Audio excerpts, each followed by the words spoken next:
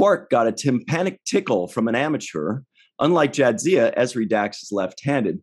And for some reason, sewing seems to calm Garrick down. Hello, everybody, and welcome to the Seventh Rule with Cirroc Lofton. Hello, hello. Today, we're doing a review of Deep Space Nine, Season 7, Episode 3, After Image, written by Renee Echevarria, directed by Cirroc's favorite Les Landau. This is October 14th, 1998. We have a very special guest with us. Nicole de Boer is here, everybody. Hello. Yay. Hi, guys. All right. And my name is Ryan T. Husk. Everybody, especially listening only, please forgive the raspiness in my voice. I'm just practicing to try to sound like Clint Eastwood or something in the future. How's everybody doing? Very sexy. Cirroc, your eyes rolled so hard right there. That was great. Okay. I don't know if you can pull that off. No. But actually, that reminded me of something that Na said to me one time. She said something about a John Wayne quote teaching about acting. And the thing she said was, talk low and walk slow. Oh. I think that was it. Yeah. And so that was John Wayne's advice for actors, to talk low and walk slow. Okay, I'll try that. I don't know how well that'll work, but I'll give it a try. Not you, but for the I guess for the Cowboys up there. Not for me. Oh, okay, good. I thought maybe it wouldn't work that well. Yeah, but John Wayne had really small feet. It looked Talk slow and walk low. It looked like it was like a balancing act with him. He just dismounted a horse, so he walked really weird. He had Yeah, exactly. You ride a horse all day. It'll happen. That's what happens. Yeah. So everybody at home, you remember episode 3 here. This is kind of the big Ezri Dax episode in a lot of ways. Episode 1 was just Ezri Dax being introduced for the first time. Episode 2 was her being incorporated into the Siskos and their shenanigans. And now episode 3 is basically how Ezri Dax is going to affect everybody in the station, what her role is going to be, what the relationships are, and establishing all of that. And I just feel like that was just such a fun thing for the writers to hash out, is how does this new character interact with this person and this person and this person, and how she interact with, Starfleet as a whole. Actually, can we start with this real quick, Nikki? Our associate producer, Eve England, said that in the Deep Space Nine companion on page 200, and I don't really know what page it was, but she said that you got like a black eye on the first day of shooting and they had to cover it up with makeup, but I didn't see it. Is that true? Yeah. I mean, on the first day of shooting, I had it for our photo shoots. All of our official photos, the ones that I sign at conventions, all those photos, I had a black eye for that. And yeah, my agent really wanted to switch the day we were getting our photos done, but they were like, we can't, because we're flying this guy in from New York. We can't change the day. Don't worry, we'll cover it up with makeup. Because I'd hung out with some friends the weekend prior, and I think I said I fell off a bicycle because I didn't want anybody getting in trouble. I was hanging out with some friends, some actor friends, and someone had me up on their shoulder, and they dropped me on the concrete on the balcony, and I heard my neck crack, and I thought, what? And then I had a big shiner, and I was freaking out. Because I had this brand new TV show that I was doing. I know, like I kind of need my face. Yeah, I was not happy with him. That's why does that happen at these kinds of moments for actors? It's so crazy. Like it went from joy, he had a TV show, new TV show. I had a TV show. We were all celebrating, with other friends and woohoo, drinking. And it went from pure joy 1 second to the next. I'm screwed, Yeah. But they covered it up. These kinds of moments always happen. I'm gonna after DS9 ended, I did a basketball show. It was in Toronto. That was when I got to live in Toronto. Hoop Life. Hoop Life. Yeah. And so here it is. I just booked this show. I'm so excited. Same like you. I'm like, oh my God, I just booked this Showtime show. I'm going to be, doing this basketball show. I love basketball. So I go celebrate. I'm going to play basketball to celebrate and work on my game and get better and just celebrate. And then I twist my ankle so bad that I was on crutches for like a month. Oh, I showed up to the set on crutches. Yeah. I should have put the set on okay, that beats mine. That is really bad. It's a basketball show. It's a basketball show and you're injured. Oh my God. And it's always at the moment when you're like so on top of the mountain, so that's celebrating right. So that's why for people out there listening, it's good to just keep a nice, even kind of demeanor, even when you're in your highs. Right. Because sometimes over celebrating or just being too enthusiastic about the high can cause a low. That's right. Yeah. Yeah. These are cautionary tales, people. Yeah. And, it's hard when you're young, you're young and you want to be happy and excited about something, but you're absolutely right. I thought we were all still young. Oh, a younger, like really young, like babies, teenager, baby. Yeah. Yeah. Mm-hmm. But this episode was about really kind of like, DS9 has been doing this thing now where they open the show with a two-parter, a three-parter, a two-parter. Pretty much every beginning of the season, they'll start off with a 2 or 3-parter.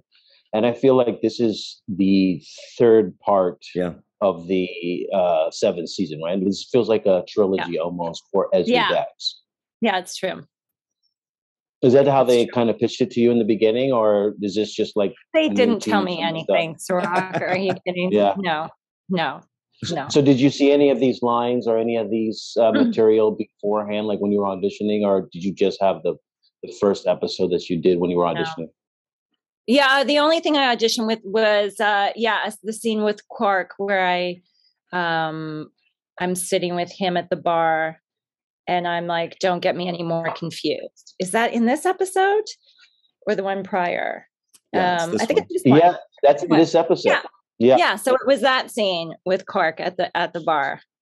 Yeah. So that means they already had this. So that was cool. Arc rolled out. Yeah. Yes, for sure.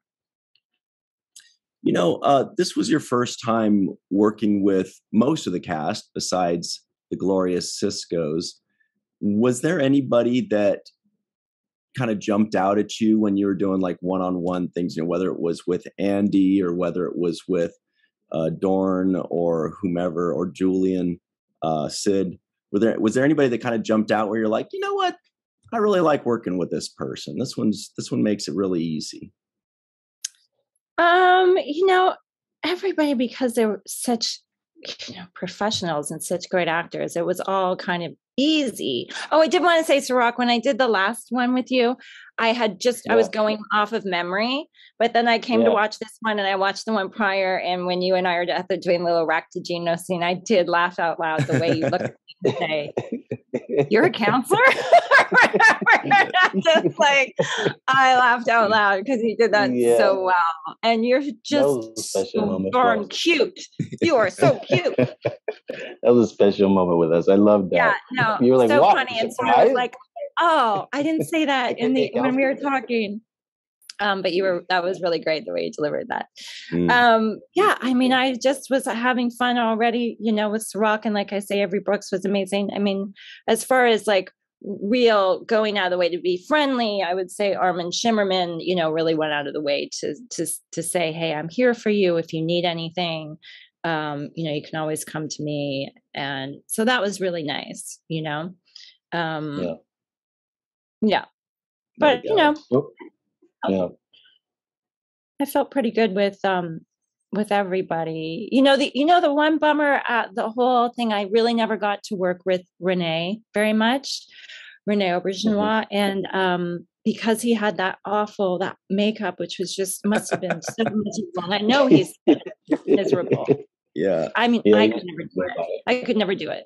So when I did work with him, he just seemed like his character, because he was in character usually, and, you know, gruff and, you know, grumpy, and I just didn't really get to know him very well. And then once I started doing the conventions later, I adored him. I mean, I was just like, I didn't know how friendly and lovely and great you were. So yeah, I didn't really get a good connection with him. But everybody else, I felt like pretty much, but I felt really comfortable with Cirroc. Yeah, I noticed at the end, I was like, she's cute. And my dad's like, she's 300 years older than too old for you. That was cute.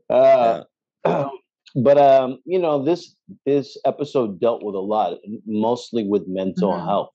And I thought that this was a very good episode to kind of delve into that. Both your mental health and Garrick's mental health are kind of dissected in this episode. And I think it's beautiful that DS9 touches so much on this issue, because they really try to work out how people can deal with problems and issues in their lives, and examine it and reflect on it, and kind of be aware of it. I think that's one of the things that I took away from watching you in this episode. I would say that because of this episode, really, this is where I really got a lot of letters from fans, from, you know, generally young fans. Also, you know, this started even getting letters from transgender youth and stuff, like people who were going through stuff. And I think that from watching Ezri in this episode and really seeing, you know, first you go, okay, this isn't Jadzia, you know, she had her shit together and all that. But now you're like, wait a minute, look how hard this is for this character. You know, she's really trying to find herself. She's not sure who she is, and she wants to bail. Like, this is scary stuff. She's been thrown in to go and work with Garrick and stuff, and she's just like seeing Worf. He doesn't want to talk to me. He hates me. I don't think I'm cut out for this. To having someone say, you know, you're not cut out for this, you know, and it's just like, I want to run away. Absolutely. You know, when you really in life just kind of want to run away and you're doubting yourself. And we all can know that feeling, you know, to different degrees. And so to watch this character go through that, and then to find out that it's okay, you know, to not know what's going on. And it's great to have support systems. And like I have, you know, Sisko being there for me and friends there for you. And then to find out that I was able to help this person, you know, even with being vulnerable. And in fact, it's because I was being vulnerable with my own issues that I was able to help this other person.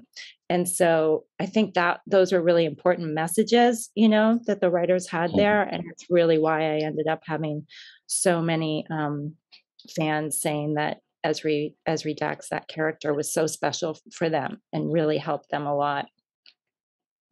It was a really, sorry, I was just going to say that was a really interesting approach that the writers had for you, which is you were working out your own issues at the same time as Garrick's, and that really gets people off their defenses. You know what I mean? Like if you came in and said, this is your problem, this is what you need to do. A character like Garrick would say something extremely intelligent, but basically saying, off, you know? And, but the fact that you came in and you're like talking about your own problems, it makes you seem a lot more harmless, you know, and I have to say I wasn't sure how to play it necessarily, because it did sort of make me think of like Columbo, you know. Oh boy, Cirroc loves Columbo. You hit the right name there. You just said the right name. Really? Just one more question. You know, it's just a whatever, or you know, just that playing dumb or playing whatever. So I was like, is she doing that?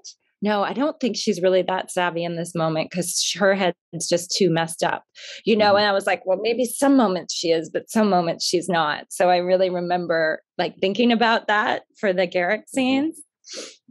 But then I decided that I really liked that. I mean, I would love to make her so smart and savvy that she was playing dumb to, get Garrick to understand. But I was like, no, she's just not there, So, and it would help my arc if I start from this place of, total confusion. So that's why I ended up playing it. Yeah. Nicole, when I was watching this, I felt, because Ryan always says that there's this thing called the O'Brien must suffer episode. Oh yeah, that is well known in Star Trek lore. That every season there must be at least one O'Brien must suffer episode. Yeah, right. So O'Brien always gets some kind of torture or something miserable has to happen to him, and he has to be really upset about it. And in this episode, as I was watching, I felt like this was an Ezri must suffer episode. And the reason I say that is because it was difficult for me to watch the Sisko scene with you. And when he got really tough with you and was like, you don't deserve to wear the uniform and all of that kind of talk. That was kind of tough. And you're a new cast member and you're getting talked to really roughly by people, like in a very kind of demeaning way, including by Garrick. And Garrick does the same thing in this episode. And it was hard for me to watch that because I was thinking, wow, she's like new and you guys are being so really tough on her. And I felt really sad for your character. And I felt like Sisko was being too hard on you. Like he should have been a little bit softer, in my opinion, having that relationship. But what was that like, having to do that scene with Sisko where he really was like kind of like cold-blooded about it? Well, on paper, when I read it, because it was my big episode, so I was reading it and rereading it and thinking about it. I got it. Like it was tough love in that moment. He'd already been kind. Come on, you can do it. Come on, old man. And so, if you got a kid or something, and they're like, I can't. Oh, it's so hard. I can't. And then you're like, okay, I've tried these other ways. Now I got to try this way. Yeah, you're right. Right. You can't. Yeah. Why don't you quit? Yeah. Why don't you quit? Why don't you go to those pools and stir? Yeah. And you know what? Those pools where they have the symbiotes, I mean, that's pretty gross and awful down there. And so he needed to be that harsh. But then on the day, I mean, between Avery doing that and Andrew, I mean, that's what I was saying the last time we talked. Like, I was feeling good until we got to like these about being a new cast member. But then when Andy yells at me like that, but I was thinking, this is good. Use it. This is how you should feel anyway, right? So it really did make me cry. And then we had to later shoot the scene when I leave Garrick's, what do you call that, store, whatever, and come out in the hall, and then I have to go and cry. I was really crying, although it wasn't good enough for Les Landau. He didn't like the way I was crying. Good old Les Landau. Just give me one more. I know you can do it. I just a little bit. And I was like, dude, I'm really crying. Okay, everybody's being really mean to me, including you now. And I'm actually really crying. So back off. And no, I remember thinking that. But I loved it. When I was feeling a little beat up, I was like, okay, this is now making me think that fans might not like me. And it hadn't really occurred to me until that moment when I was shooting that, and Les Landau was yelling at me saying I wasn't crying right. And I was like, oh my God, people might not like this character. Well, I was just going to say that, the way that you played it with that uncertainty, the choices you made of that uncertainty and that, sort of fear or questioning angle, what that to me is the big difference between fearlessness and bravery. And your character is like a 10 on bravery, because fearlessness would be to go in and have no second thoughts and say, this is the thing. And this is what bravery is, overcoming the difficulties and overcoming the fears. And what you did was your character came out there and was like, I don't know if this is the right thing. I don't know if I'm the right person to do it, but I'm just going to go out there. I don't even know if I know what I'm talking about, but I'm just going to overcome these fears. I'm just going to do it and see what happens. And those kind of things, on whether it's on television or in real life, those are the things that signify the biggest bravery. And so that was my takeaway from how you played the character. And I think how the character was written was that you have so many difficulties, with all these other things, but the one constant is that inner strength and that bravery to just push forward anyway. That's right. And that is something I think I've said it at conventions sometimes when you get into these conversations or talks with people, is exactly that, is that Ezri was very brave, because that was all very scary. And she did just want to run and leave, and she didn't. And that is incredibly brave, and just to know that, There was a moment there when Garrick says to you, "You can't help me. You can't even help yourself. Yes. Now get out of here before I say something unkind." Yes. I was like, dude, you're already unkind. More unkind than this? Like, Jesus. Garrick's a bad man. That's what I mean. I was so bad for you right there. And there's some acting there in not crying. You cut to me and I'm just on the verge, but I'm not. No, I'm not going to let this guy see me. And I was like, oh my God. I'm like, because Andrew Robbins kills the way he says Andrew. He kills that, by the way. Oh my God. Yeah. That was brutal, but amazing at the same time. I always have this thing as an actor, like when it's like really awful, or, they can beat up in a moment, verbally or whatever. And I think this is so scary, just as an actor, but this is so awesome as well. Yeah, it's so good. He's playing it so right that he's giving me. God. I don't have to act my emotions. I'm literally feeling it naturally because of how well he plays it. That's right. Yeah. But just the way he said it, he was so brutal about it. And one thing in Andrew Robinson's credit, I know, just to give him some extra praise on top of the one we've already given him. But when he switches from being out of that kind of rage state and he's in the doctor's room and he's just like, "Oh, I'm fine now. Thank you." Like he goes back to being just like, his switch is so amazing and it's visible. Amazing. Yeah. Well, he's just an incredible actor. Yeah. And so it was such an honor to do that scene with him, and so fun and terrifying, but fun.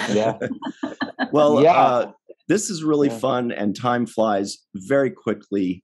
We only have one more minute before the end of the segment, and we know we've got you for the segment. We really appreciate you squeezing us into your very busy schedule. So before you run off, do you have any final thoughts on this episode?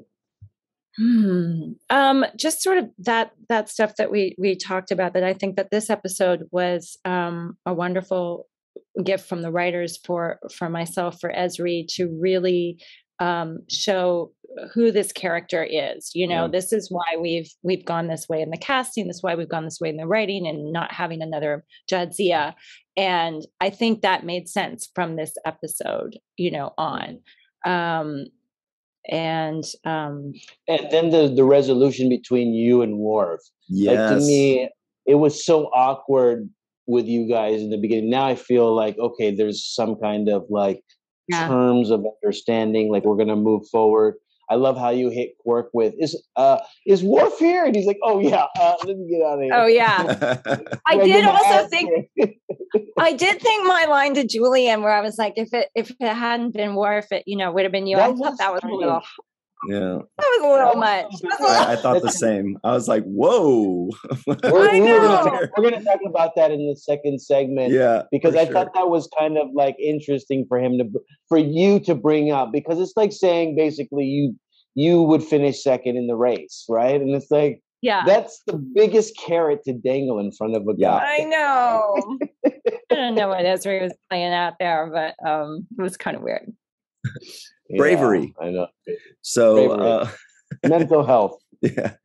Anyway, well, Nikki, thank you so much for joining us. This is really cool. We really appreciate you taking the time. You're super busy. And my we pleasure, really love guys. having So you. much fun to be with you. Thanks so much. Love it's been it. a pleasure. Absolutely love Great. it. Great And 3-part introduction to your character. Mhm. And 22 more episodes to go. So everybody at home, stick around. We'll be right back on the 7th Rule. Hello, everybody. Welcome back to the 7th Rule with Cirroc Lofton. Hello, hello. Cirroc and I will be taking a break from our basketball talk to get back into Deep Space Nine, Season 7, Episode 3, After Image. Everybody, we can't help it. We just basketball. Anyway, here are the trivioids for this week. Deep Space Nine is as familiar to Ezri as the back of her hand. No matter how many times you die, you never get used to it. Ezri Dax is left-handed. Why does everybody sound so surprised when they hear Ezri is a therapist? Quark owes Dax 10 strips of latinum from their last game of Tongo. For some reason, sewing seems to calm Garrick down. Captain Sisko can't resist saying, "I told you so." Garrick wants to go out into space to breathe better, I guess. Quark got a tympanic tickle from an amateur. The USS Destiny, is going to be joining the 7th Fleet at Calandra. Captain Raymer is getting one hell of a counselor, and all Odo does at dinner is sit there and count how many times Kira chews. Lots of fun ones there. That was weird about Garrick, where he's stressing out. I can't breathe. I'm caught. And then he's like, I know. I'll go out into space. That'll fix my breathing problem. Yeah, there's plenty of air out there. Oh, yeah. Very good conversation with Nicole about Ezri's character and her kind of introduction into this 7th season, 3-part episode. And one of the things I wanted to kind of start with on the second segment is something that I didn't talk about with either of you, is the name Ezri. And it kind of keeps jumping out at me, and we haven't had a discussion about it. We're 3 episodes into the 7th. I think an Ezra? Well, Ezri is derived from a Hebrew verb which translates to help, right? Really? Or my help, right? So she is actually, in thought, the name Ezri is help, is connected with the word of help.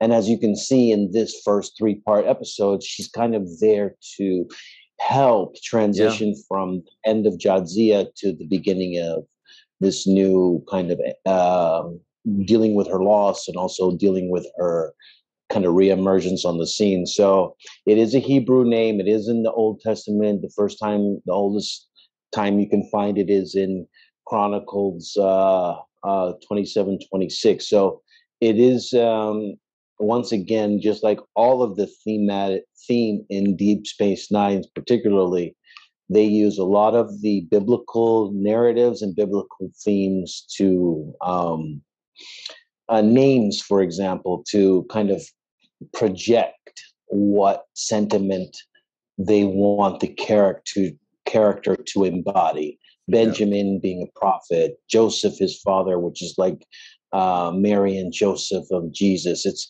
Jacob. Even Jacob, Sisko. Even in the last episode that we saw, Image in the Sands, or something of that nature, I think that's what it was called. Even in that episode, in the first episode of season 7, they talked about Benjamin Sisko's mother being a woman named Sarah, which is also a biblical tie to Abraham and Sarah, right? So Sarah is also a very cool Jefferson Starship song from the 80s, if you'll recall. I'm not going to sing it. Yeah, but no, I'm just saying from a biblical perspective, like they use the name Sarah, Joseph, Benjamin. These are very poignant and significant Old Testament names, and it's not an accident. And even Ezri is not an accident. And so we didn't discuss it, but the funny thing is, when you do look it up, as you get into the Old Testament history of it and all of this meaning of to help and my help, the final thing comes down to Ezri Dax, fictional character from Star Trek. No way. So even Ezri Dax has made it into the lore of the name Ezri, which is kind of special to me too. It's perfect. Well, that's cool. I always, when I think of her name, the one that I connect to is the 90s one-hit wonder, Better Than Ezra, if you've ever heard of them. Better Than Ezra. No, I've never heard of it. Yeah. You know all the 90s bands. It's crazy. You must have been really like at the record store in the 90s. And 70s. You were at Amoeba and all of the record stores, Tower Record. Yeah. You were at Tower Record. I was going to the Warehouse, I think it was. The Warehouse videos. You were all through their 90s rock section. Yeah. Their hit song, I believe, was Good. It was, as in the song was called Good, not that it was good. By the way, I did that same kind of deep diving into the hip hop music in the 90s. So I was so curious about listening to all of it and siphoning through it.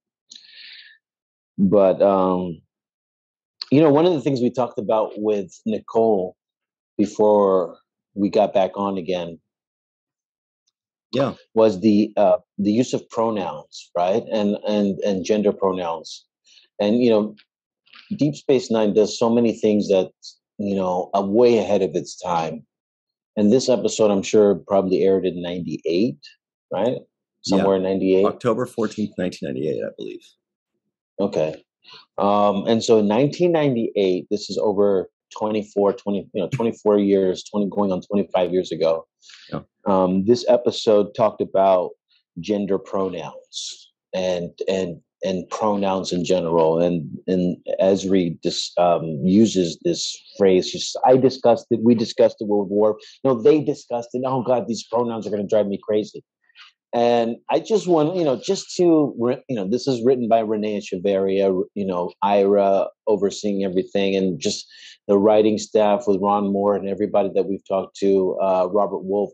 These guys are the way they're thinking in 1990s about somebody who's had past lives in their hosting body, as a host and being a host for these different past lives and 300 years of living, and all of these kinds of concepts that they're really wrapping their heads around to a very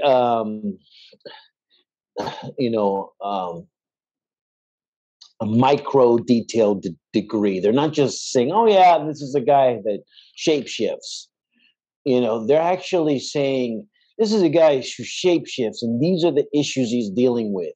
This is a person who has a host, a biological host inside their body that is transferred. And these are the kinds of issues that they have to deal with. And to me, that's the kind of depth in character development that these writers do, because they don't just give you that and just walk away from it and say, okay, well, that's a person who has a trill inside them. And, you get it, right?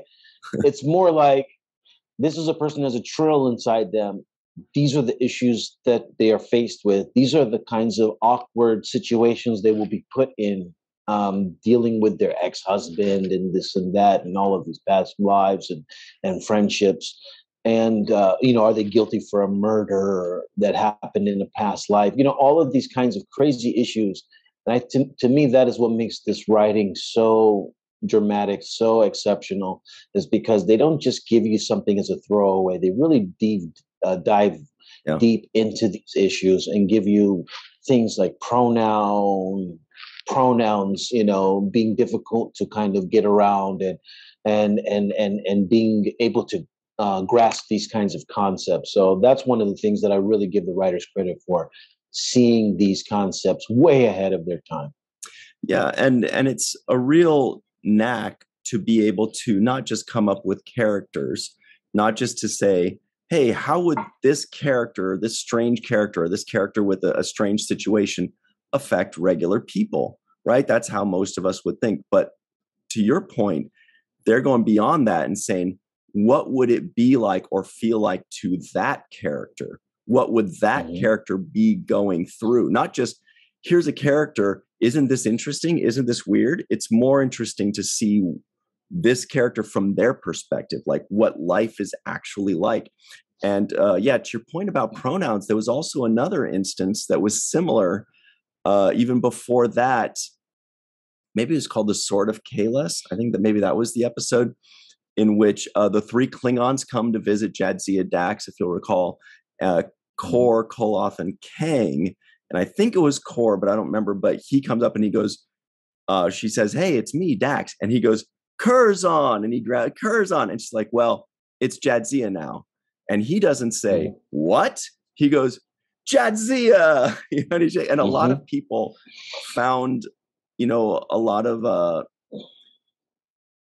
a lot of, evolution there. If it was a feeling of being evolved, for him for Star Trek to write a scene to where he didn't give a shit that she went from male to female or female to male. He was just happy to see his old friend. He made no problems about that. He was just happy to see his old buddy. And so that's kind of a similar thing in there that, I want to make sure doesn't go unnoticed. But that has been brought up in the past as well. I've seen that amongst the Star Trek groups, that there's that little meme in there, and it's a good one too, as is the one we saw today. It's just like, it probably didn't mean anything in the 90s, but looking back when we see it, something clicks, right? We go, wow, they had no idea that maybe that they were on to a little nugget of something there, And to Deep Space Nine's credit, and ultimately Ira Bear and Rick Berman, one of the things they do in this episode, remember, there's not really much action in this episode. There's no shooting. There's no ships blowing up. There's no confrontation. And I still loved it, right? And I loved it, right? And they said, well, we're going to deal with mental health. And we talked about this a little bit in the first segment, but they went to go deal with the issue of mental health. And one of the things that they dealt with in this particular episode was Garak. And Garak, having suffered this trauma early on in his life of being locked into a small space and having this claustrophobia, feeling like he's guilty because he's responsible for, or he some of his actions caused those results. So he feels like he's responsible, even though he doesn't see that he was abused and mistreated.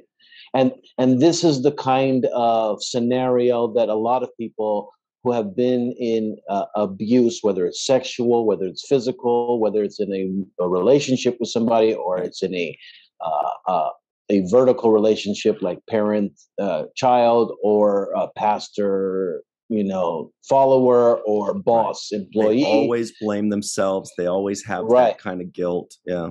Right. And that's the kind of trauma that Deep Space Nine chose to deal with in this episode. And I'm glad that they did, because it's the kind of things that are relevant and always will be relevant to people, because these are the kinds of mental health issues that we all deal with. Nobody's perfect. Nobody's life is laid out perfectly. Everybody has challenges. Everybody has to overcome things. Everybody maybe have seen something that they shouldn't have seen, or were exposed to something that was traumatic to them in their life. Not everybody, but there are people, groups of people out there that have been exposed to this kind of trauma, a level of trauma that is not easy to deal with. And so watching this episode was good, because they really went forward to tackle trauma and this kind of abuse that people have dealt with. And, one of the things they went through was these steps: blame, punish ourselves, let go, and misplaced guilt. These were the actual words used in this episode, right? We blame ourselves, we punish ourselves, we have to let go, and we have to understand that it's misplaced guilt. Like, we feel guilty for something that was actually beyond our control. Done to us, right? And so we're victims, but we feel guilty as victims. And I think those are really good concepts. They remind me of the kinds of issues that people who are in 12-step programs of recovery have to deal with. They remind me of all kinds of people that have to deal with issues of overcoming trauma in their life. So I'm glad that Renee, I don't know what his source of inspiration for this episode was, which would be great to know, and maybe a question for Ira in the future. What was Renee's source of inspiration for dealing with mental health in this kind of way?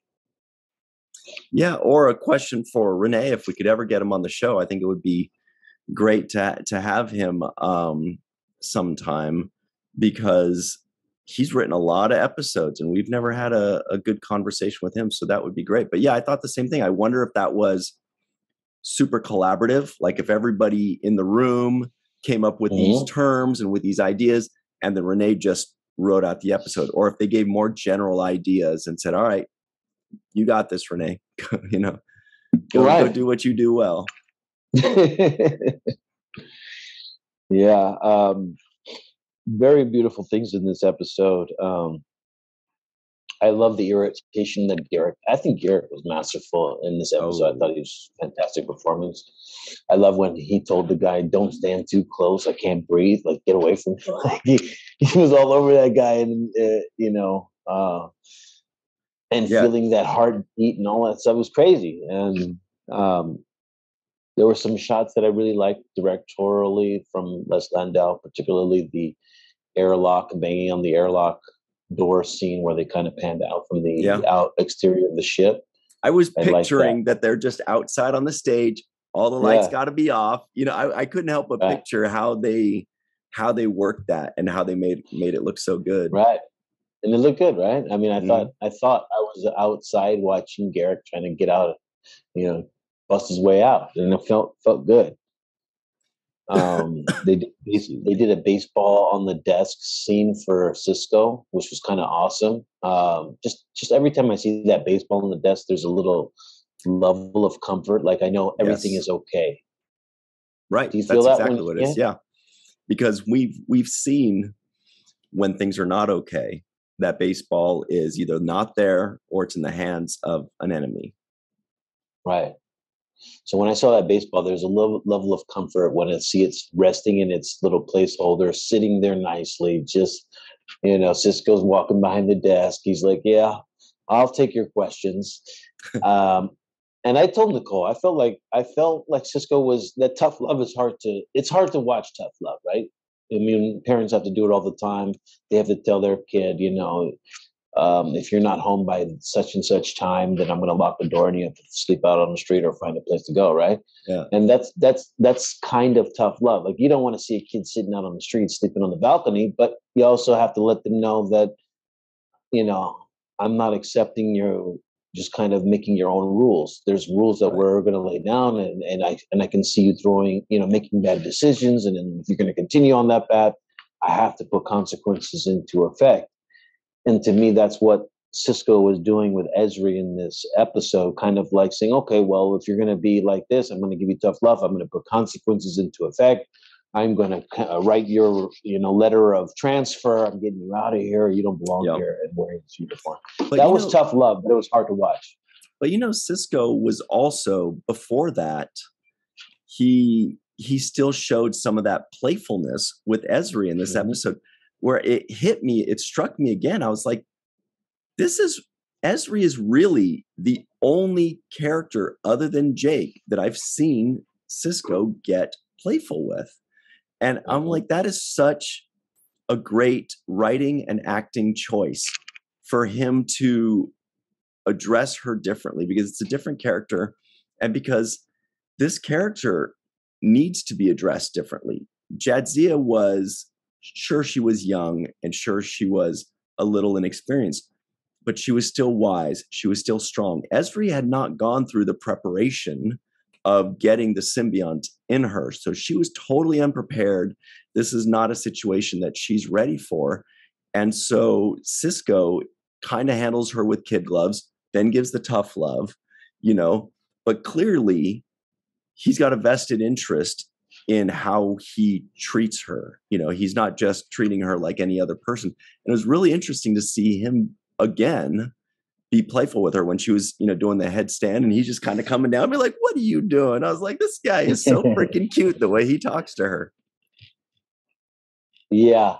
My favorite thing, Avery Brooks is an exceptional actor. And what he does is he layers his performance in very subtle ways. he makes very subtle choices that are not, people get accused of overacting a lot of the times. And they kind of, when they want to be mad, they're really mad, and when they want to be happy, they're overly happy. But he's very good at being subtle and kind of leaving you guessing. And one of the things that I really enjoyed that he did in this performance, in this episode, was when he had a scene with Nicole playing Ezri, of course, and she said to him, Worf is intimidated by you. And he did a whole little laugh, and it lasted about 5 to 10 seconds. And he's like, and he just did this whole like performance out of, I intimidate Worf, right? Like this guy who's like a Klingon ass kicker. He was so tickled by that, right? Yeah. And but we as the audience, I felt like that was obvious this whole time, right? There were moments when I pointed this out in other reviews we did where I was like, boy, Sisko, when he wants to get tough on Worf, he gets on his ass and makes him feel this big, right? And so when he hears it back, which is hilarious because that kind of like reminds me of really a real life kind of military hierarchy situation where it's like, oh, this guy is afraid of me. Like, it's like, he's the toughest guy, out there. But because I am the ranking guy and because I don't play any games, he's intimidated by him. But it makes him laugh. And I think that's kind of a real military thing. It's like, there might be a guy out there who's, looks like Schwarzenegger, but there's a guy who's not like him that he's intimidated by. Yeah. And because of the fact that he has experience, because he has the knowledge, because he has the wisdom, because he has the authority in his voice, and he commands that kind of presence. And I just feel like that Avery being light and laughing in that moment with Ezri, I thought was fantastic, and I loved the way he performed that moment. It'd be funny if Worf is like to Ezri, Captain Sisko intimidates me. And then Ezri's like, what? He's an old softie. He's a little teddy bear. They'd be like, we're talking to two different people here. This is two different Siskos. And, Nicole mentioned, too, also the fact that she thought it was kind of strange that she would tell Bashir that you were, like, runner-up in the Miss America pageant, Yeah, I was just don't say that. That's kind of a lead on. It's kind of like, it's not paying the for her knowledge base and her wisdom of 300 years and 10 lifetimes or whatever it is. She would not disrespect Jadzia's relationship with Worf by saying that. You know what I mean? Yeah. It also in a way kind of negates the funny line she had before that, which is she says, Julian, don't flirt with me. I was rolling when she said that. But then afterwards, she turned around. She's like, you were her second favorite, which is basically without her realizing it, maybe, or with her realizing it.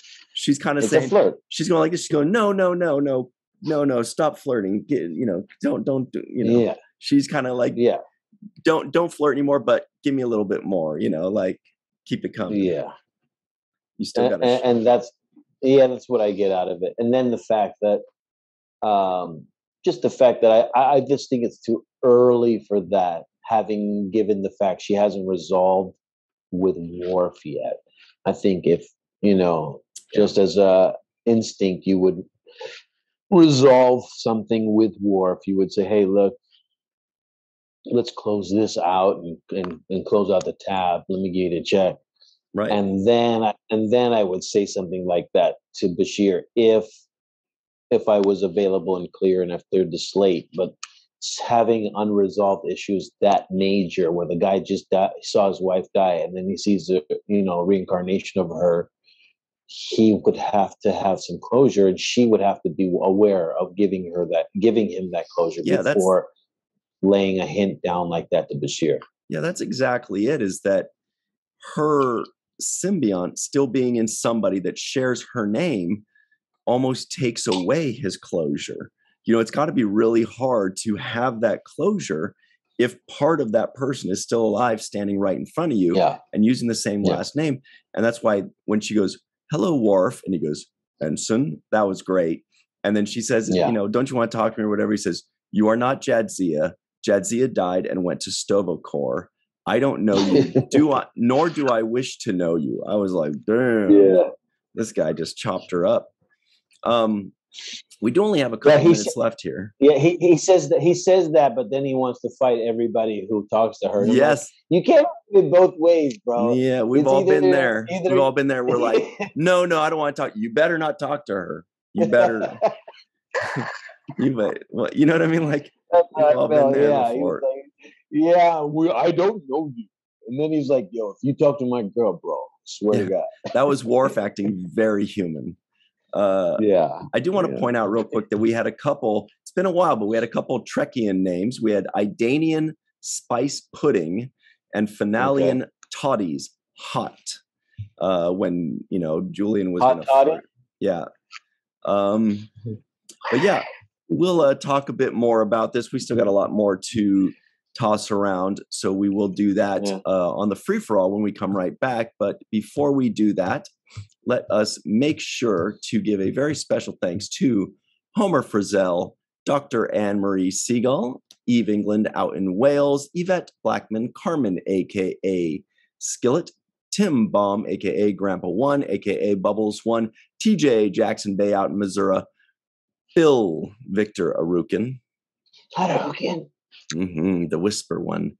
Titus Moeller, Darlena Marie, John Mann, Dr. Muhammad Noor, Anna Post, Erica Strom, Joe Balsarati, Tierney C. Diekman, Rex A. Wood, Anil O. Palat, Mike Gu, Dr. Stephanie Baker, DQ, Neil Akasaka, Justine Norton Kurtzen, and of course, Dr. Susan V. Gruner.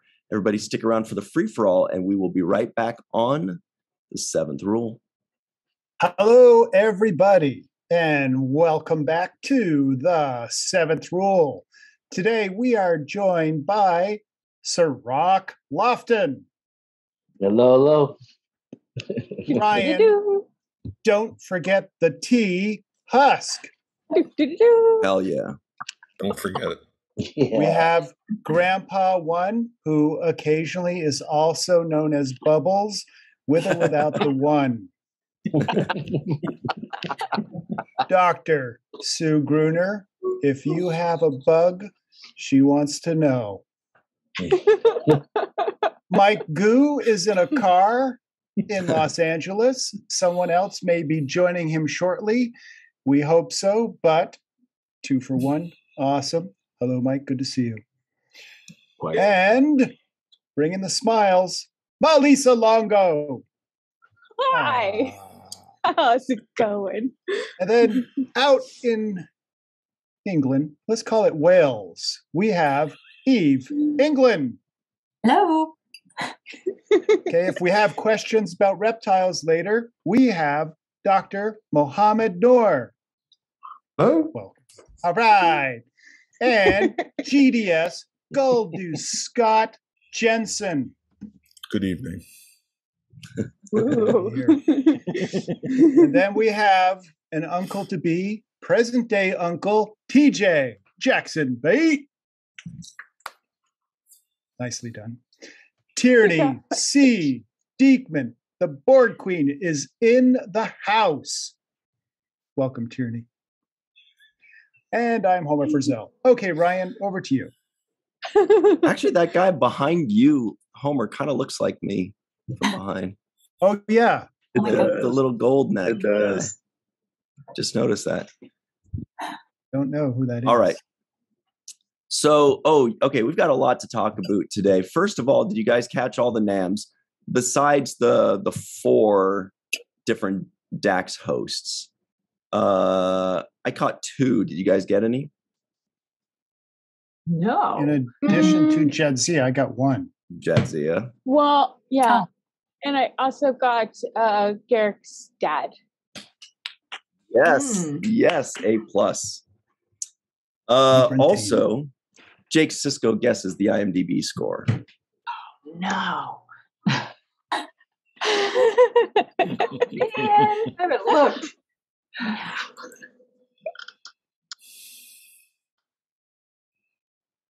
Can't hear you, Cirroc. Goes also on. Oh, sorry. I'm going to go down the middle with my 7.5. Can you hear me? Yep. 7.5 is my guess on this one. Nobody tell him that's not the middle. I like that. 7.5, 7.7 in that range, but I would say 7.7. I'm guessing the audience says 7.5. Anybody have any guesses? I think it'll be lower. Must be higher than that. That sucks. I think it'll be lower. Yeah, unfortunately, I think I agree too. Oh, boy. Grandpa won. The problem is DS9 has set such a high standard for itself. So it's like, Well said. because it has such a high bar, it's like it's hard to keep reaching that bar over and over again. Right. And it is actually a 7.2 on IMDb, which you're right. Most shows would be like, yes. That means I guessed it correctly again. I didn't even look at the IMDb to research. See, you should have said it. I did say. Hey, who's going to win these basketball games coming up? Who's going to? Warriors and Celtics? I'm gonna stop guessing. People are gonna think I'm cheating. It's not. I think that's it. All right. So Tim Baum is here, everybody. Tim, have you seen this episode recently? And if so, how much fun was it watching Ezri Dax getting reintegrated or integrated for the first time into Deep Space Nine? I think I saw it about 3 weeks ago. I did not watch it today. I thought it was a great episode. One of my favorite scenes is when Ezri goes in the back way to Commander's office, and she said, Worf's in pain. It's like, how do you know? It's like, I was his wife. Yeah. And I thought that was delivered almost perfectly. The other scene, and I may be mistaken if it was in this episode, but where Worf confronted Bashir, threw him up against the wall. Mm-hmm. We already know Worf's career is over because of he's never going to get promoted. And then he assaulted a fellow officer. If I were Bashir, I'm like, dude, back off. I'm reporting you. Then there was the scene in Course where it's like, don't flirt with me. I can't handle it. But no, those are the things that stood out with this episode. But the whole interaction between her and Worf, or lack thereof, because he was going through, it's like, is she dead? Is she not dead? Is she dead? Is she not dead? How do I handle this? But I thought Nikki did a great job just for coming into this show after 6 years. And so there you go. Hey, Tim, real quick, what did you think about the scene where Sisko gets tough on Ezri and basically says, you're not even worthy to wear the uniform? Did that resonate with you? Did that bode as something that you related to as real? Did you feel like that was something authentic in this situation? Oh, definitely it was authentic, especially when a commanding officer sees something in somebody. And, you can try coaching, and it's like, sometimes you got to suck it up. You can do it. I've had commanding officers that do that where they really didn't care about you, but being an adult, you can tell. But it was tough love. And I thought it was a great way, because it was very realistic as far as junior officers and commanding officer. They're not going to spend the time dressing you down unless they think you've got potential. And, the way Sisko took care of this is like, okay, you want to quit? Fine. See ya. Wouldn't want to be ya. But the way he brought it around was very good. So, it was realistic. All right. Dr. Susan V. Gruner, There's nothing you hate more than realistic stuff. But what did you think of this episode? It was a great episode. I don't like that rating at all. I thought everything that Tim said was like he was reading my mind. I thought the only thing I wrote down is, why is Worf so mean to Ezri in the beginning? I don't think that was appropriate for him to be so cruel to her. And I do understand that it was confusing for him in some ways to look at her and realize that she has Jadzia's memories. But I thought he was kind of mean to her in the begining. But otherwise, I thought it was well done. I know every single episode now, I noticed the carpeting and the lighting and things like that I never really paid attention to when I first started. And I loved the lighting. I loved Garrick's uniform, or whatever you want to call it. His yes. suit. It was just unbelievable. Where did they get that fabric? It's just amazing to me. The whole episode was great, and deserves like an 8.7. Sue, I would love to see you in a Garrick outfit. Awesome. There's a one of the episodes. That they left it when Garrick is shortening or hemming pants, and I don't know what you call it. It's a mistake where he says, Quark says, I need it a meter. It's a meter too long or a meter too short. Well, a meter is 3 feet. And they left it. He meant to, I forget what episode that was, but I was hoping it was this one.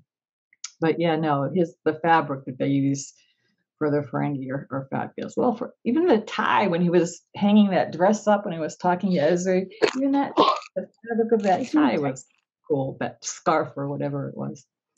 I loved it. And I did. I was going to say, would you guys rather see Sue in a Garrick outfit or a Ferengi outfit? Ferengi. Ferengi. The answer is yes. Just yeah, you're. Yes. Oh, Yeah. All right. one day and one the other day. You got your marching orders, Sue. Fabric looks heavy. Yeah. So it looks like it's really like stuff that we make a couch out of or something like that. But I thought it was a great episode. And I did think what I was going to say was how hard it must have been for Nicole. How do you pronounce her last name? De Boer? For her to start in with that group that had been together for 6 years. Mm-hmm. And she did such a great job. She was so believable. I just loved her from the minute she opened her mouth. I just adored her. Mm-hmm. She was telling us earlier that Armin was very welcoming. Everybody was great, of course, but she said that, he's one of those guys that kind of goes out of their way to make sure everybody feels welcome.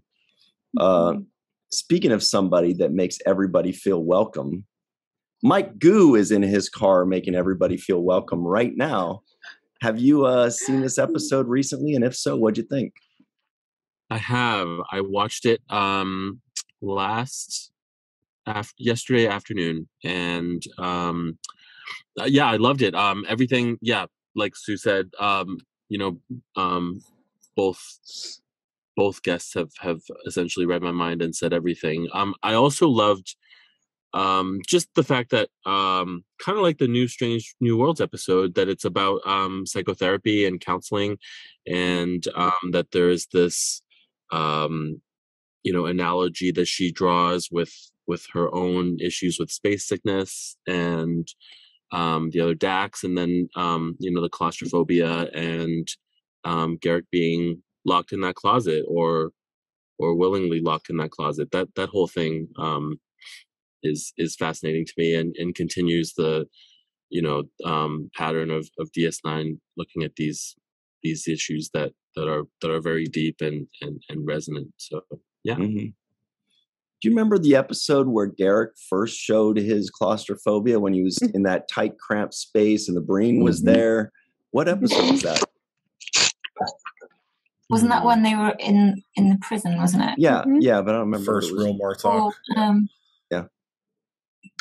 Is it In Purgatory's Shadow? Is that the name of it? Yeah, I think so. It's one of the two parts. It's one of those two is called In Purgatory's Shadow. I think you're right. By Inferno's Light and Purgatory's Shadow. There it is.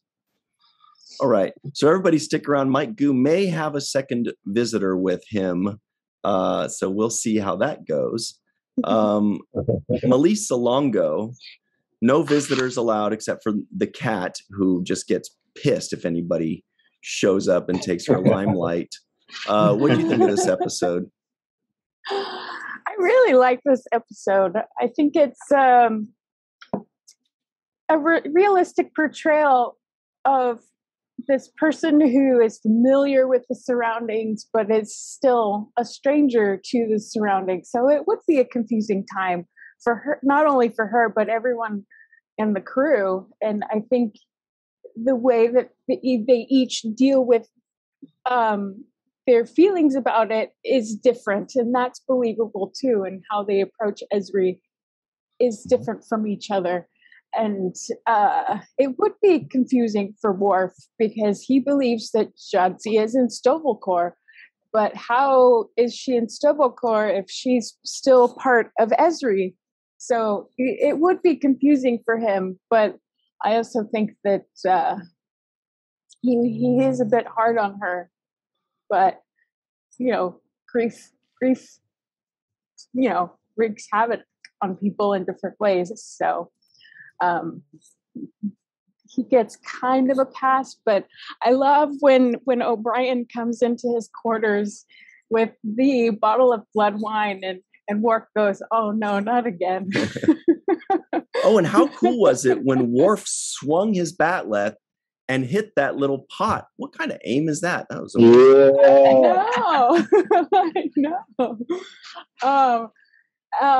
And I liked the interaction with Ezri and Bashir, and I liked Bashir's reactions to what Ezri told him. If Worf hadn't come along, it would have been you, and you could see the pain in his eyes, and it was it was a hard thing to hear. It's so, and I really believed that moment, and I felt for him so much. And it's interesting that Ryan brought up Armin being, so welcoming and the welcome wagon, and it's interesting because he is kind of the community leader, from the first episode, community leader. And I had to note his scream, Quark's scream.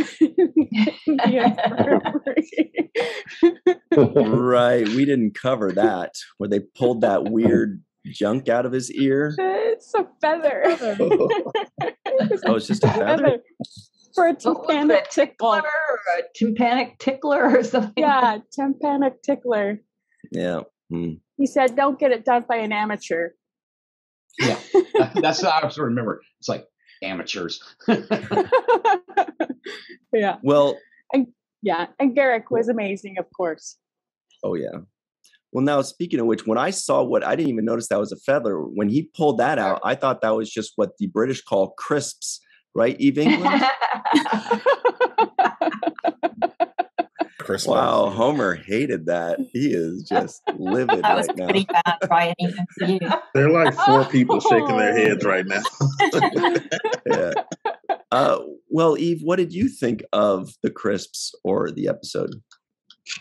Yeah, because I think it's a really strange episode because on the one hand, the way it's all structured and the sort of the overarching story with the counselling and putting Ezri and Garrick together, kind of when you're first watching it and you think, oh, this is a little bit contrived and it's not particularly believable in terms of the way that she necessarily deals with that, and you think, would she as a counsellor sort of do things in this way? But as a whole, I still really love this episode because I think that mechanism, no matter how you think it's a little bit strange the way they set it up, it actually does what it's, I guess, it was intended to do absolutely perfectly, in that it gives that opportunity for Ezri to be fully integrated with the established ensemble of crew.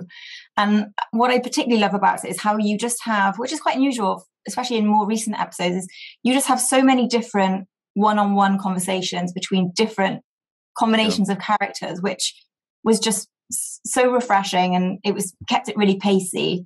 We obviously had that amazing, heartbreaking scene with Bashir that Malissa just mentioned, but with Garak, I just thought it was just incredible because we have this, he's usually got this veil of civility about him, and we just see that completely disappear in this episode, and he is so callous and absolutely vicious to Ezri, and I was quite shocked watching that, and it was just interesting to sort of see from that dialogue and the way that he behaves with Ezri there, you really get that sense of the trauma that he's going through and how he really is trying to consolidate with what he's doing and his people, basically. So I just think the opportunity and all of those conversations that all of these different characters have with each other just really allows them, it allows us as the cast, as the sort of observers of all of this, to really almost clear the air in terms of what we have to go through and process with Jadzia going. And I think what the end result of that is at the end of this episode is just as if Ezri's just always been there. And as a whole, that means that the episode is just incredibly successful, because it just does, in that one episode just means that, okay, Ezri's here, everybody loves her, she's fit in, and we can kind of move on with the rest of the last season, basically. So I just thought as a whole, it was just really well done, and all the attention to detail that Sue mentioned was just really fascinating to see, because you got to see lots of different parts of the station and lots of different people interacting, which is fab. Yeah, Garrick would call her integration seamless. Did you guys notice Eve's? I just saw. Sorry, Tim. Tim totally disappeared with that. Did you guys notice Eve's poster on the wall there? I hadn't noticed that until just now. The seventh rule? Yeah. Just cool. put that up. Yeah. Finally got it framed. Awesome. Yeah. I was admiring your droid, and then I just looked up and I was like, oh, we should be admiring that. That was a creation by JJ Lendl. Everybody check him out, jjlendl.com. Excellent art there. Dr. Muhammad Noor is also here. He's a great artist. What do you think of this episode? A terrible artist. Same, dude. Same. Artist subjective. Yeah, there you go. So, I mean, I enjoyed the episode overall. I think Sue said it first, but Melissa reiterated too. I found so many of Ezra's reactions very believable, where it's like, I could see that confusion. How do you deal with it? And even at first, I was a little bit skeptical about her wanting to stay. But if you think back earlier with Jadzia, she was, willing to basically get together with one of her old flames too. So basically, there's already some hint of rejection with Dax to the sort of cultural stigma to, continuing relationships. So I thought that was good. In terms of the funniest scene, I loved how much Sisko loved that Worf found him intimidating. He just got this after that. So awesome. It was a callback and everything. He loved it. Totally. Most confusing part I got, but it took me until the next day. So I watched it earlier this week. But the next day I was like, oh, that's what. When Quark handed that plate to Ezri and she said something like, have you seen Worf? And he said, oh, I don't know. And he snatched it back. It's like, why did he take it back? But it occurred to me it's because he was worried Worf was going to beat him up. And it didn't click me with me watching it. I actually think of that the next day. Yeah. But overall, I thought it was really good. And actually, I thought the camera work was really good. Like when we were walking around the promenade, the camera work was quite good. So it was just, I enjoyed it overall. Cirroc was Les Landau the kind of director that really focused on camera work and shots, or was he more of focusing on performances? He did a lot of shot setups. He liked the moving camera on a rig. A lot of that's kind of one shot. That was one of Avery Brooks's favorites as well. Just he liked to get things done in one. And that was the thing with the self-sealing stumbled episode scene. He wanted to do that in one shot. So a lot of people try to do things in coverage, and that means you have to reset the lights and reset all the background to make sure that your angles are right and whatnot. And if you can get stuff done in one shot, one master shot, which covers all of everybody's lines, and you can move the camera around, Some directors prefer to do that as opposed to cut, and now let's move the camera this way and get this way, and then cut, and let's get it again this way, because that kind of can stretch out a scene. But if you can get the most of it in a master shot and just kind of going for close-ups, or get all of it in one shot, which Avery likes to do. Avery likes to get the whole thing in one shot. So he's like, so does Eminem. Start on the right. All he goes in one shot. Just made me think of something else too. So like Avery, when he did Far Beyond the Stars, and the scene where he's coming out of the apartment and there's a drawing in his hand and it falls and then the guy steps on it. If you look at that whole shot, it starts close, gets back, and then it goes close again. It's kind of done in this kind of one shot motion to get as much as you can out of it. So, so those are the kinds of directorial choices. But yeah, I think Les Landau did a good job. To your point, I like the scene where Garrick was at the airlock trying to bang. And I actually I like the pullback scene out of that shot. There were a few moments where I thought he made some good choices. Great extra insights. Thanks, Mo. No, I wasn't the only one trying to bang. Can I add something that I wrote down in that scene where they make Ezri a lieutenant? I wrote down, Jake is taller than anybody else in the room. Yeah. Yeah, that's when I finally did it. I got the award for the tallest guy. You're like a foot taller than everybody. I was thinking in that scene, why isn't Nog there? I was thinking the same thing, because they did have one Ferengi walk by, and I was like, is that Nog? And I was like, no, that's the other bartender guy who works at the bar, but wasn't Nog. Yeah, what's his name? It's like Break. I think you're right. Broik. He was a nice guy, by the way. He was a background actor, and he was a very nice guy. Always was there, worked late nights with us. And those are the kinds of people that are unsung heroes that are in the trenches with you on the day-to-day basis, who really never get the kind of credit that they deserve. So that guy put in a lot of work too, just being the background waiter.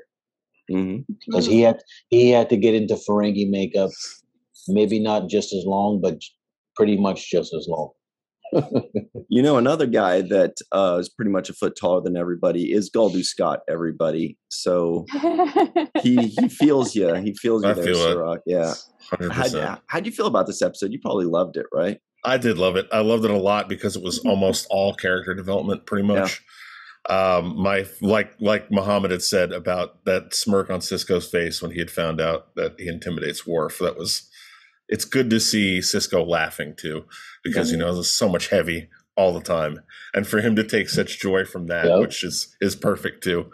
But I did feel, and as well as I want to echo a couple other folks, with Ezri coming in and feeling like she's already established, and I didn't know if maybe that's because we'd heard so much about her being pre-joined, so we had a little bit more of Ezri Tegan than just Ezri Dax.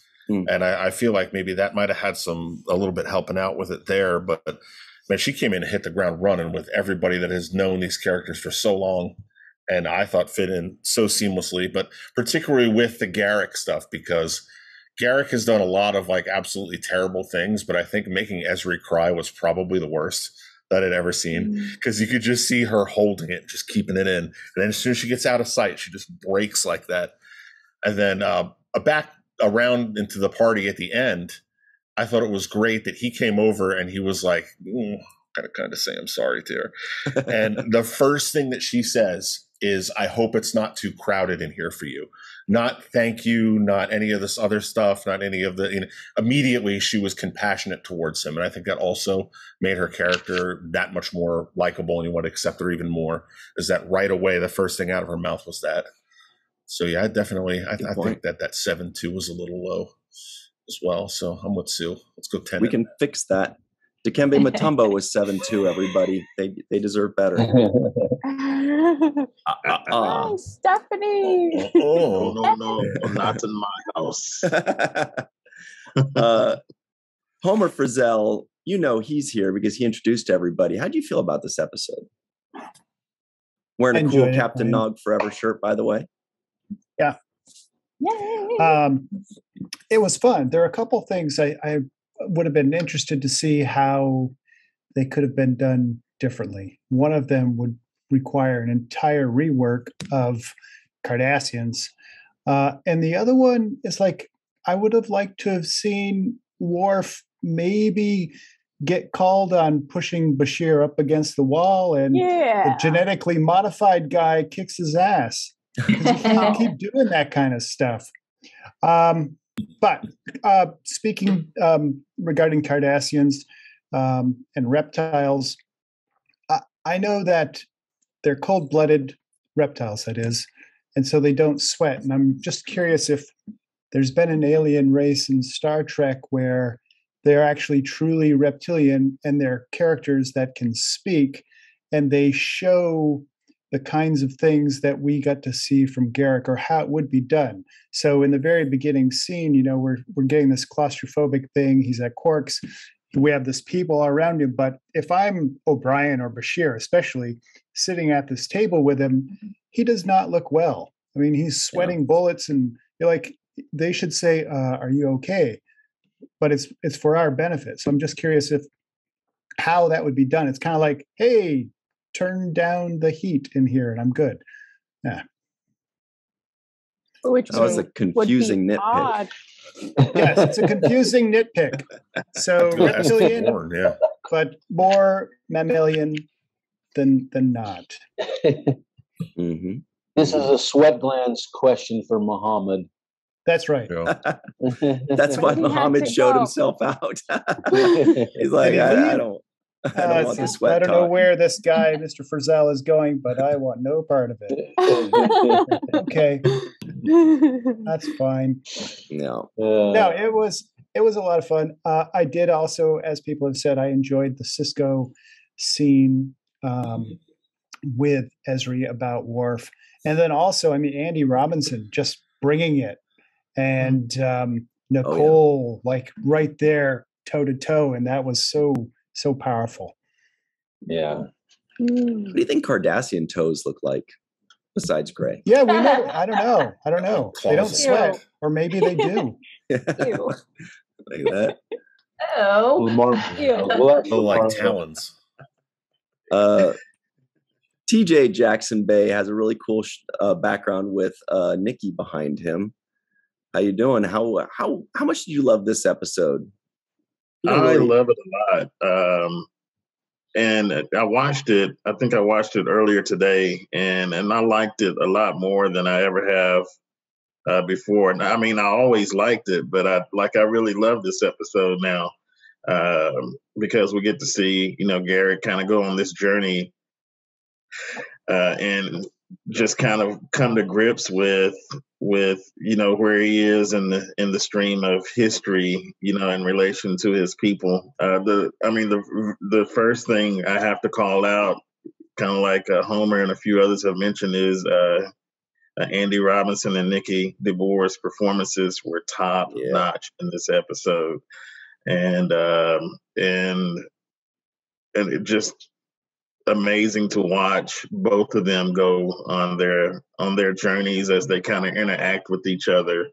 The range of emotions that they showed was incredible. And so I enjoyed their performances very much, but I also enjoyed, you know, the theme of the episode of, you know, both of them just kind of finding, you know, who they are. I think Garrick, and I think Eve mentioned before, you know, this kind of a little bit out of character from what we see from Garrick. Like, we know he's not quote unquote a good guy, but we've actually seen him like this before in The Wire. He kind of had this kind of reaction when Bashir is trying to help him also. I'm not sure what that's about. Someone sent a TMI note. I don't know what the TMI is. So. Anywho, so it's not the first time we've seen, you know, Garrett behave this way towards somebody that's trying to help him. But I think, you know, some things that we can take away immediately from Ezri Dax's character is even after that, after she breaks down and cries and she goes into the temple and cries there too some more, she comes back. She goes back to him, and no one had to make her do that, and she didn't have to do that. But she goes back to him and kind of stands in front of him again. I mean, how many of us would go back to somebody that made us feel, that small and that bad, without somebody, pushing us to do that? So that, that kind of tells us right off the bat that, she has, what it takes to get herself together and get the job done. And not only that, she has Jadzia's memory, so she knows who Garrick is, and she goes in the first place. And so that tells us that, she's showing this, timidity and unsurety about herself, but she's not afraid to go and stand toe to toe, with an uncomfortable situation. So, kudos to her character, kudos to the acting, and I just want to also call out that this is the second time that I think Jake Sisko has commented on how cute she is. Yeah. Yes. 2 out of 2 episodes. I noticed that. So we're hoping next episode keep this streak alive. Yeah. Jake likes that. She's cute. Can you imagine how awkward it would be for Ben Sisko to be the Oh yeah, that would be. He could be the best man at the old man wedding.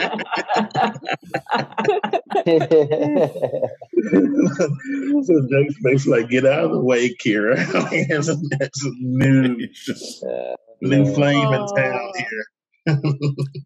Well, Tierney C. Diekman also has the wisdom of 9 lives behind her. How much did you enjoy this episode?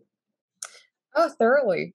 It's a little clunky in parts, but for good reason, given everything we've just gone through, and essentially a 3-parter from the end of last season to the 2-parter this season, and introducing a new Dax. They threw Nicole de Boer into this role.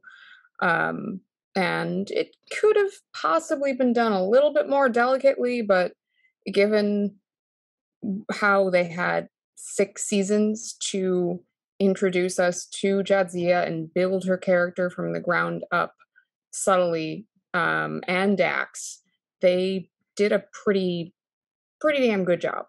But given everything that everyone else has said, everything from, when I guessed at IMDb at 7.2, if I'm going to guess out loud, I'm usually going to go low, just because it's always going to be lower than we hope it is. Especially Sue.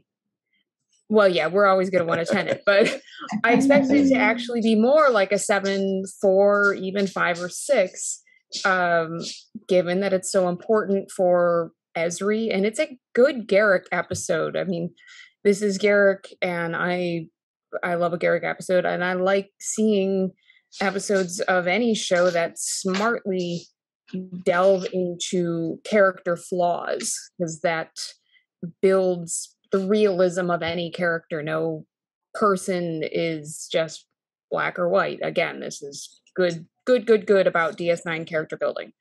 But given everybody's saying how the acting is so top notch and character choices, etc., given if we're really going to go deep into lore, there are some choices that were strange to me with Ezri's character supposedly so close to the end of her training as a Starfleet counselor that they're willing to waive the end of it and just promote her not only to lieutenant, but the end of her medical training, which I can't see her just getting a field commission like that.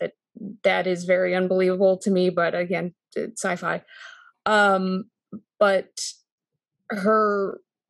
if she has previous Jadzia knowledge of Garrick, when she goes in and speaks to him the first time, the first time I remember seeing this episode on an adult watch through, I thought she was almost being patronizing or kidding in a way when she starts to, I guess, psychoanalyze him of his claustrophobia.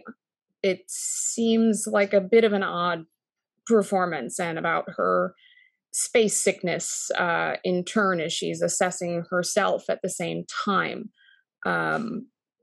It comes off from a psychological standpoint, as in psychology, like she's almost very inexperienced in any sort of patient dealings, more than anything. To me, it seems like an awkward approach to someone who should have knowledge of Garrick, who should have years of training.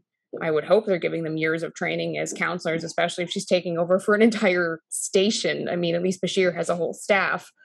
There's some odd choices, but it's a really good representation of she's dealing with how many personalities she's thrown into just having a big old worm thrown into her belly. I mean, I think that seems like a much better explanation for why she's getting space sick, is a physiological symptom rather than psychological.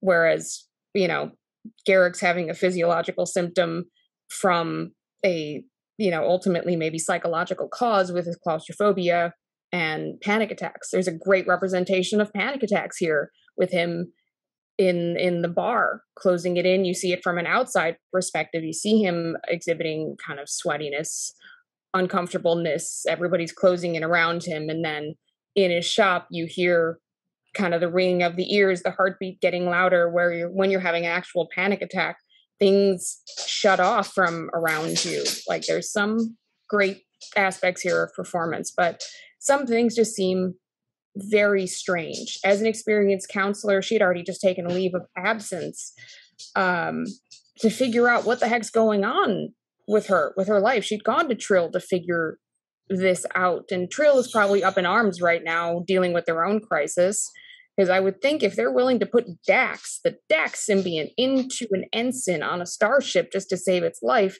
Trill has probably figured out that, many more of its population can be joined after the episode, what happened with Jadzia and Duran. Yeah.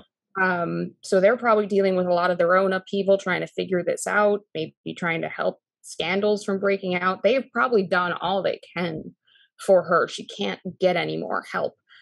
I would think that with something as important as this with Garrick, as a counselor, she would probably recuse herself. She would step aside and say, I'm not for this, but because of who she is, where she is, she's going to do this. So she's dealing with this. She's dealing with Worf, who is, he kind of gets a pass.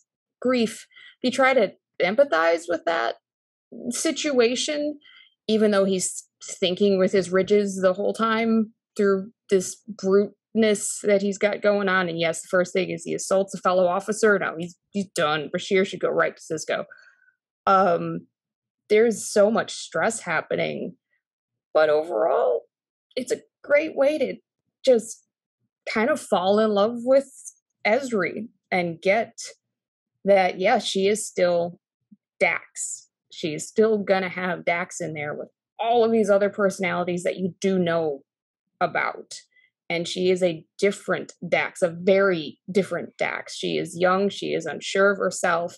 She has these severe mood swings because of how the hell many personalities. I mean, I find it extremely easy to relate to her, because how does one find their personality when you're born someone different, taught to be someone completely different, and then your whole life changes out of nowhere that you didn't expect, you probably didn't even want, or you may have wanted, but you didn't know how to deal with it.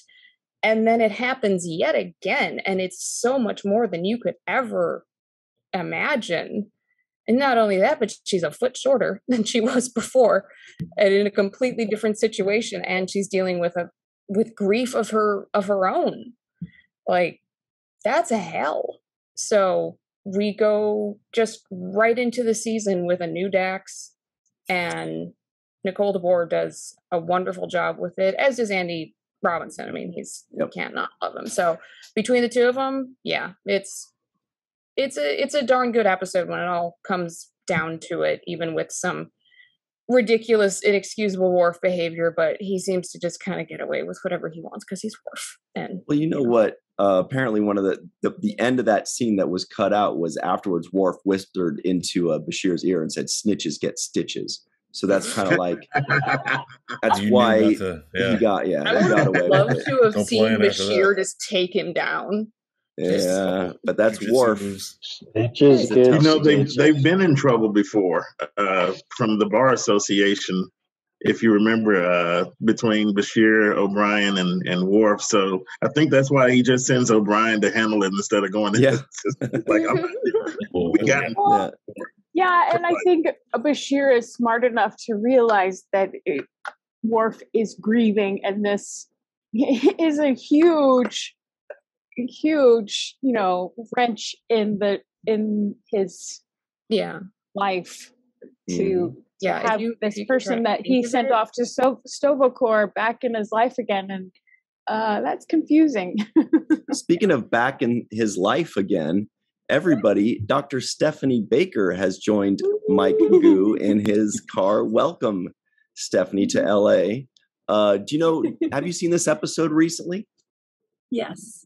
What a relief. What'd you think of it? I liked it. I just, I missed most of what you all said. I'm sorry I was late. I'm on a plane. But when I first watched it, and then in the rewatch, I just remember that Ezri seemed kind of lost and a little disoriented from episode 1 and episode 2. And I was impressed how she was successful as a counselor with Garak, with her almost unconventional approach to his panic attacks, taking him to the holosuite. And I had a lot of admiration for her at that point, where I wasn't sure about her before that. That's it. And again, welcome to LA. Thank you. We hope you enjoy your stay. We're in your town. Yeah. So, Cirroc, any final thoughts before we go? Number one, I thought Worf was acting way too jealous about somebody who's not even alive anymore. Like, if your girl's alive, then you can pull the Will Smith and slap somebody for keep my girl. But she's not even around anymore, and he wants to slap somebody. So I thought that was kind of weird. The other thing is, I thought it was funny that Garak's whole life he had been locked in the closet and trying to get out of the closet, and it reminds me of Andrew Robinson talking about his character being a closeted kind of character. So that's an interesting wordplay that they use there. And then lastly, I will say it again. They dealt with gender pronouns in this episode. When they talked about they discussed it, we discussed it, I discussed it. Ezri mentions that in this episode. And I just think that's way ahead of its time as far as dealing and addressing the difficulty with properly addressing gender pronouns. And I thought that was just a brilliant, small, subtle insert in this episode, but also very insightful for the writers to be able to see that kind of vision and be able to look into the details of that kind of language and the difficulty of trying to express yourself in those kinds of ways. So I think I give credit to the writers for even addressing that topic at a time 25 years ago when it wasn't even an issue. So before we go, everybody, Homer said, good knowledge, maybe TMI, when Mike Goo answered the question as to what Cardassian feet look like. The question is, should we show it to the rest of the audience in the world? Mike Goo is vehemently saying yes. Absolutely. 100%. Yes. feet are disgusting, but I still want to see it. Okay. Like this video before it and make sure the video's already liked. So it's like this video, and that way we know, and 5 stars, and put in the reviews and the ratings and all that ahead of time. This is what Cardassian feet look like, everybody. It's interesting. That's the word. So Lots of I think Tierney was the closest. That was close to her guess. Yeah, that's not what I was expecting. No. Anyway, boots, I guess. I don't know.